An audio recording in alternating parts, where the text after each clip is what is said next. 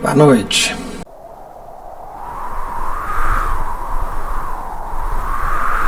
O vídeo de hoje é o review do capítulo 1188 de One Piece.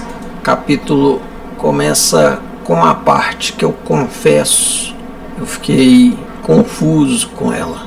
Essa parte inicial é alguém ligando para outra pessoa e uma das pessoas pergunta quem é, a outra pessoa responde que é o Imu, mas quem é a outra pessoa além do Imu eu não sei. O capítulo dá a entender que seria o Joy Boy, eu não sei. A seguir o capítulo passa pro Imu dizendo que o Joy Boy já morreu e se perguntando por que o Luffy faz ele relembrar essas memórias. O Luffy argumenta que não sabe do que o Imu está falando.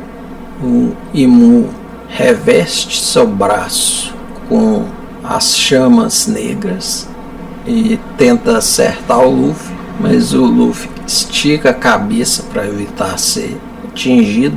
Porém, o golpe do Imu persegue a cabeça do Luffy e atinge ela.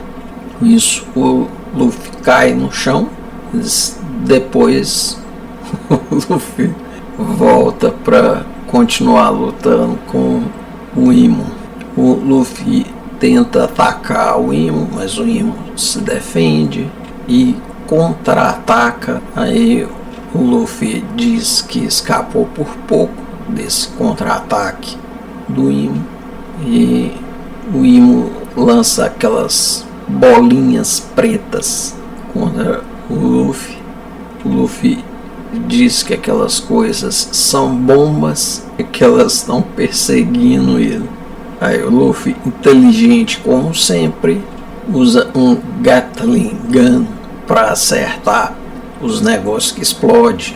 Depois dessa façanha, o Luffy decide usar uma transformação que fez ele ficar parecendo um gênio, Aladdin.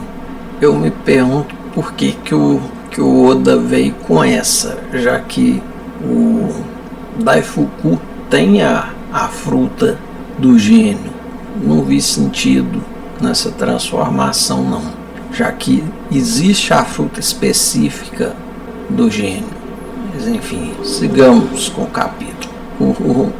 O Luffy, transformado em gênio, diz que a morte daquele cara não vai ser em vão. E o Lock reclama, chamando o Luffy de imbecil e dizendo que ele, Lock, está vivo.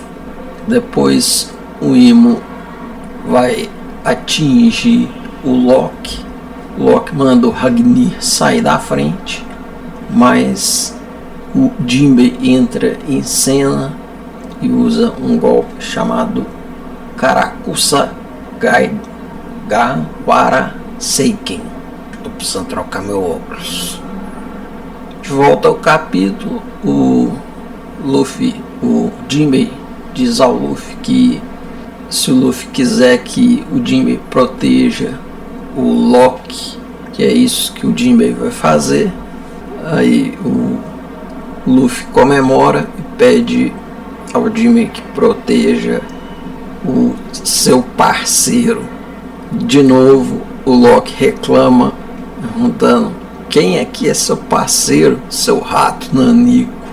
Interessante que o Lock tá vendo o Luffy na forma do Gear 50 e até agora ele não falou nada sobre Nika. Mais uma vez, voltando ao capítulo, a Nami pergunta se aquele é o Luffy e que ele está lutando contra o cara de antes, que é o Imu. A seguir o capítulo passa pro Brook. O Brook comentando que aquele cara, como a Nami chamou o Imu, o Brook diz que é alguém bem mais importante que os Cavaleiros Sagrados, que deveria haver apenas os 5 anciões, mas não seria esse o Imo, o líder supremo dos cavaleiros? E o Brook prossegue. Mas quem pergunta isso? É o próprio Brook?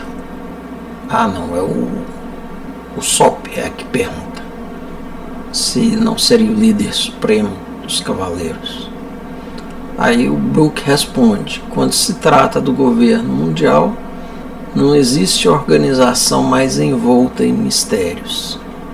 Ainda nessa parte do capítulo, o Frank diz que já dá para puxar ela, e o Brook nos esclarece que ela é a princesa Shuri.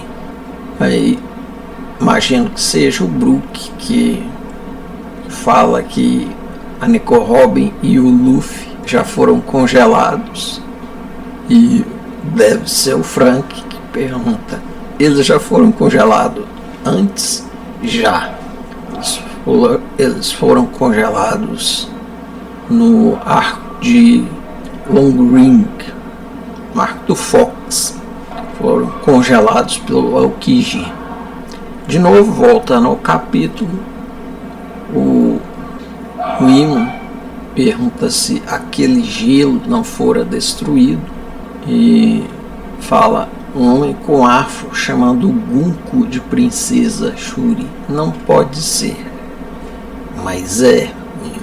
Outra vez, voltando para o capítulo, o Luffy, nessa forma de gênio dele, tenta atingir o Imo com um golpe chamado Zukiari Bullet, bala flamejante, mas não, o Imo defendeu o golpe com a mão só. Aí o Imo ainda alfineta, perguntando se o Luffy não conseguiu ver o que aconteceu com o Lock, e tenta atingir o Luffy com o mesmo golpe que ele usou contra o Lock, golpe chamado Stigma. Mas o Luffy volta para a forma Nika base e se esquiva. Porém, o Imo ataca o Luffy de novo com aquelas bolinhas, e enquanto o Luffy está fugindo das bolinhas, o Imo transforma o bastão dele numa espada chamada Vazio. A espada parece, além das chamas negras, a espada parece ter algum tipo de outro poder, porque ela afeta a árvore, ela faz a árvore perder as folhas. O Luffy segue tentando escapar das bolinhas, enquanto o Imo diz que sabe muito bem que o Luffy não passa de um impostor, ele não chega nem perto de ser Joy Boy. E enquanto o Imo empala o Luffy com a espada chamada Vazio, o Imo diz: se fosse o Joy Boy, não seria fraco desse jeito. Sobre essa cena final do Imo empalando o Luffy, o Crocodile também empalou o Luffy com o gancho dele, mas não dá para comparar os poderes do Crocodile com os poderes do Imo. Mas falando no Crocodile, eu imagino que todos vocês já devem ter ouvido falar na teoria da simetria. Essa teoria diz que os arcos do Novo Mundo espelham os arcos do Paraíso. Por exemplo, Dressrosa espelharia o arco de Alabasta, Zou espelharia o arco de Skypiea, e assim por diante. E o arco de Elbaf espelharia o arco de Sabaody.